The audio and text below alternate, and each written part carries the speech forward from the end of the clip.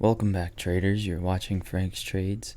Today we're going to talk about our fourth stock of the week, and that is Sunoco Energy, or SUN. As you can see, it's been kind of moving sideways for the past couple months despite that breakout, and is pretty close to a key support level right on that 200-day MA and the trend line for the channel I drew.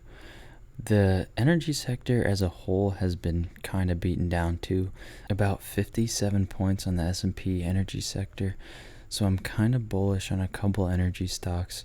However, I'm choosing Sun this week because the technicals are there and the stock has a mean dividend, about 83 cents a share, and a 10% dividend yield, which is impressive. So let's get to why this stock took a dive. Sunoco has mixed outcomes when it comes to Wall Street estimates. You see an earnings miss, but revenues beat.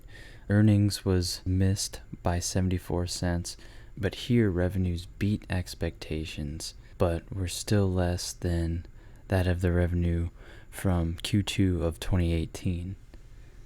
So a good progress for this year, but a worse progress from last year.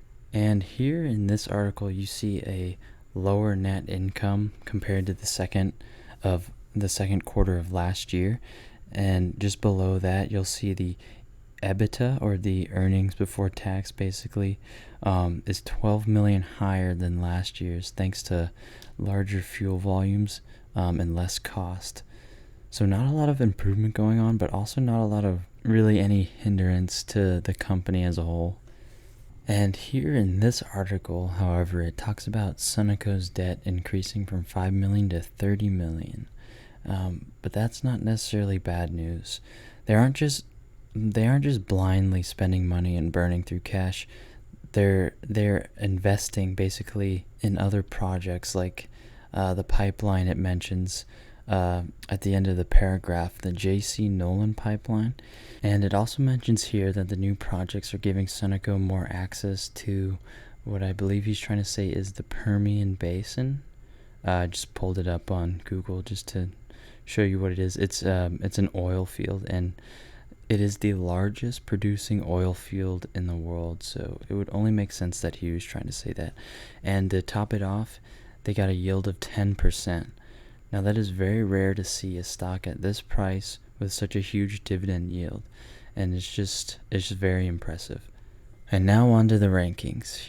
Here I gave Sunoco a 70 on relevance, meaning they are a major player in the energy sector, definitely a top competitor, and they keep making things happen, although it is costing them in the short term, which kind of ties into growth. I'm giving them a high score on this one because the money spent, I think, is money well spent on these new projects, like that I mentioned earlier with the J.C. Nolan pipeline and Permian Basin oil fields. So good score on growth. Technicals obviously are looking good on this stock. 200-day MA hit and bounced off while sitting in the channel trend line and low 30s RSI. All the indicators I look for are there, but not perfect. Performance, it gets a 60 because I compare it to the S&P since the start of 2019, and the S&P is up about 17% and Sunoco is about 18%, so a little above average in the market right now, so a little above average score is what I'm giving it. And fundamentals, I gave it a very neutral rating because of their mixed financial performance within the last year. So overall, Sunoco LP gets a rating of 64.